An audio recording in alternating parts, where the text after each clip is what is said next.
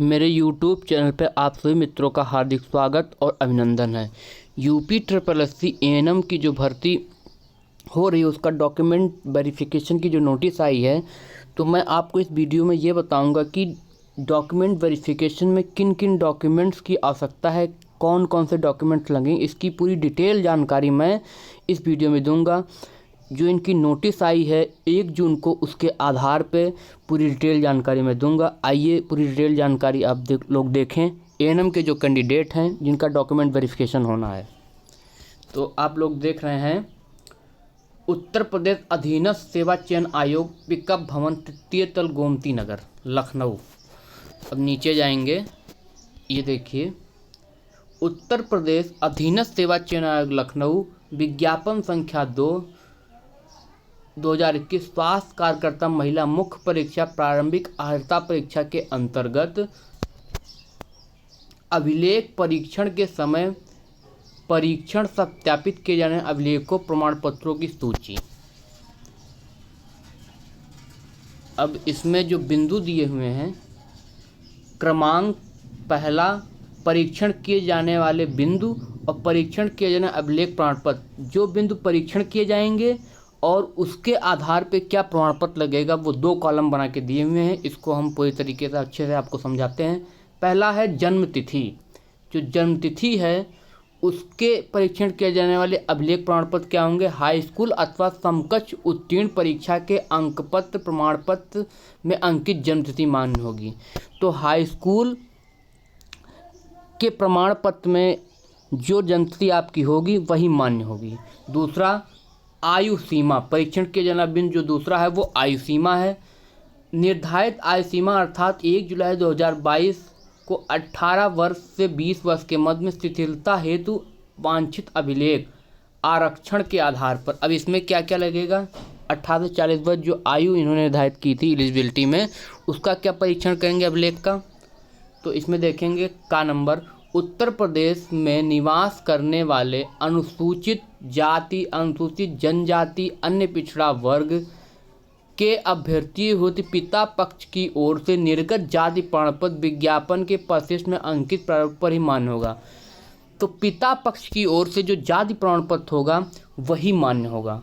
ससुराल पक्ष की ओर से नहीं, पिता पक्ष की ओर से। जिसकी शादी हो गई है उसको पिता पक्ष की ओर से ही अपना जाति प्रमाण पत्र देना होगा, और जिनकी शादी नहीं हुई वो तो पिता पक्ष पे है ही हैं, तो उनको कोई ज़रूरत नहीं है।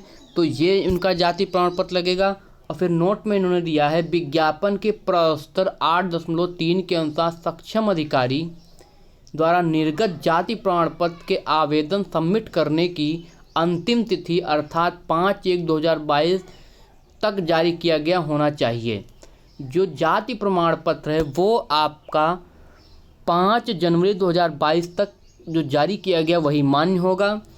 और उसके बाद दिया हुआ है कि उत्तर प्रदेश राज्य के मूल निवासी को ही अनुमन्य है। जो अभ्यर्थी उत्तर प्रदेश राज्य के मूल निवासी नहीं है उन्हें आरक्षण तथा का लाभ अनुमन्य नहीं है। ऐसे अभ्यर्थी अनारक्षित श्रेणी माने जाएंगे। जो उत्तर प्रदेश के निवासी हैं वही आरक्षण का लाभ ले सकते हैं, एज में रिलैक्सेशन ले सकते हैं, और जो उत्तर प्रदेश के निवासी नहीं है वो एज में रिलैक्सेशन नहीं ले सकते हैं। इसमें खा बिंदु है, परीक्षण किए जाने वाले बिंदु में संविदा के आधार पर देखेंगे, संविदा के आधार पर किए गए कार्य की अवधि के आधार पर विज्ञापन के प्रस्तर 7 के अनुसार ऐसे अभ्यर्थी जो चिकित्सा स्वास्थ्य एवं परिवार कल्याण विभाग उत्तर प्रदेश सरकार में संविदा के आधार पर सहायक नर्सेज मिडवाइफ के रूप में कार्यरत हों, इस नियमावली के नियम 8.2 में विहित अर्हता धारण करते हों कि ऊपरी आयु सीमा सीधी भर्ती के लिए उन्हें पात्रता योग्य बनाए जाने हेतु अधिकतम 5 वर्ष के अधीन उतना पूर्ण की गई सेवा जितनी वे संविदा के आधार पर किए गए तक अधिक होगी। 5 वर्ष तक उनको और छूट होगी। तो आप लोग देख रहे हैं किस प्रकार से ये छूट दे रहे हैं। और अब इसमें देखिए क्या अभिलेख परीक्षण ये लोग करेंगे।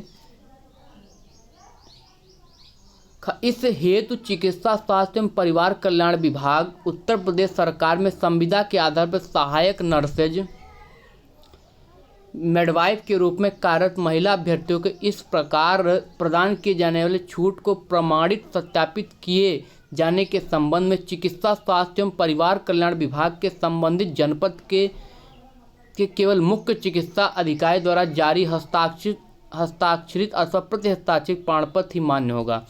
तो जो संविदा कर्मी हैं जो छूट चाह रहे हैं उनको सीएमओ से सर्टिफिकेट बनवाना होगा। और इसमें नोट दिया हुआ है, नोट विज्ञापन के प्रस्तर 12.2 के अनुसार एक से अधिक आरक्षित श्रेणी का दावा करने वाले अभ्यर्थियों को केवल एक छूट जो अधिक लाभकारी होगी अन्यमन्य होगा। अगर एक से अधिक कोई दावा करता है छूट का तो जो उसका सबसे बेहतर होगा उसको ही मान्य होगा। अब तीसरा पॉइंट देखते हैं।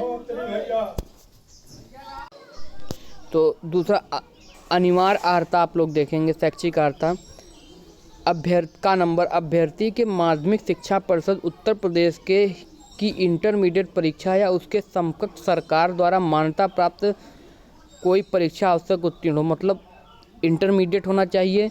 शैक्षिक अर्हता जो उन्होंने का नंबर दिया है उसके लिए आपको इंटरमीडिएट परीक्षा समकक्ष परीक्षा अंकपत्र एवं प्रमाण पत्र उसका सर्टिफिकेट और आपको मार्कशीट प्रस्तुत करना होगा। दूसरा खा नंबर अभ्यर्थी के भारतीय परिचर्या परिषद के संनियमों के अनुसार 1 वर्ष 6 माह अथवा 2 वर्ष का सहायक नर्सेज मिडवाइफ एएनएम प्रशिक्षण पाठ्यक्रम प्रस्तुति से संबंधित 6 माह का प्रशिक्षण सहित सफलतापूर्वक आवश्यक पूर्ण कर लिया गया हो और जो Uttar Pradesh nurses and midwife council Lucknow में विधिवत पंजीकृत हो।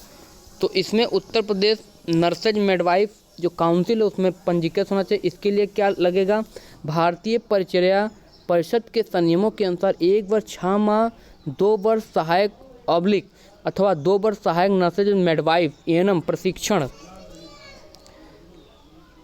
पाठ्यक्रम प्रस्तुति 6 माह का प्रशिक्षण सहित का प्रमाण पत्र और उत्तर प्रदेश नर्सेज, ये जो दूसरा पॉइंट है ये बहुत important, Uttar Pradesh nurses and midwife council Lucknow के पंजीकरण प्रमाण पत्र। तो एएनएम का जो सर्टिफिकेट लगेगा और उसका मार्कशीट लगेगी। और दूसरे नंबर पे Uttar Pradesh nurses and midwife council Lucknow में पंजीकरण प्रमाण पत्र भी जो काउंसिल है वहाँ पे जो आप रजिस्टर किए हैं उसका आपको सर्टिफिकेट लगेगा। और अधिमानी अर्हता इससे तो आप कोई मतलब नहीं है। उसके बाद फिर एक जो 5वें नंबर पे अधिमानी अंक जो मिलेगा, विज्ञापन के प्रस्तर 9 खा के अनुसार चिकित्सा स्वास्थ्य एवं परिवार कल्याण विभाग उत्तर प्रदेश में संविदा के आधार पर सहायक नर्स मिडवाइफ के रूप में कार्यरत व्यक्ति की अधिकतम 15 अंक नियम रीति के से प्रदान किए जाएंगे। जो इनको अंकों में छूट देने की बात की गई है जो संविदा पे कार्यरत एएनएम है वो इस प्रकार से है। पहला है क्या संविदा के आधार पर पूर्ण की गई सेवा के प्रथम वर्ष के लिए 3 अंक और दूसरा संविदा के आधार पर की गई सेवा के अगले और सेवा के प्रत्येक वर्ष पूर्ण के लिए प्रत्येक वर्ष हेतु 3 अंक। 3 वर्ष जब पूरा हो जाएगा उसके बाद प्रत्येक पूर्ण वर्ष के लिए प्रत्येक वर्ष हेतु 3 अंक दिए जाएंगे। तो इसमें क्या आपको डॉक्यूमेंट लगेगा, चिकित्सा स्वास्थ्य एवं परिवार कल्याण विभाग उत्तर प्रदेश सरकार संविदा के आधार पर सहायक नर्स मिडवाइफ के रूप में कार्यरत महिला अभ्यर्थियों के अनुमन अधिमानी अंकों के आगणन हेतु चिकित्सा स्वास्थ्य एवं परिवार कल्याण विभाग के संबंधित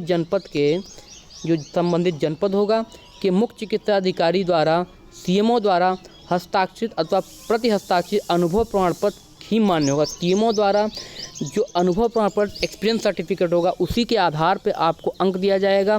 3 साल का बनाए 3 अंक, उससे ज़्यादा बनाएंगे तो प्रत्येक वर्ष का 3 अंक मिलेगा। और ये अधिमानी अर्हता है, मतलब ये अधिमानी अंक आपको सीएमओ सर्टिफिकेट बनाएगा उसके आधार पे मिलेगा।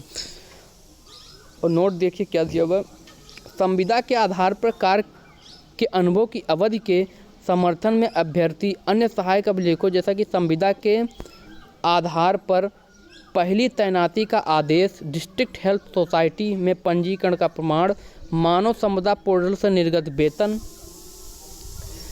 पर्ची, बैंक स्टेटमेंट आदि भी अपने साथ लाएं जिससे कि अनुभव की अवधि के आगमन से संबंधित किसी बिंदु पर स्थिति स्पष्ट करने की सुगमता हो।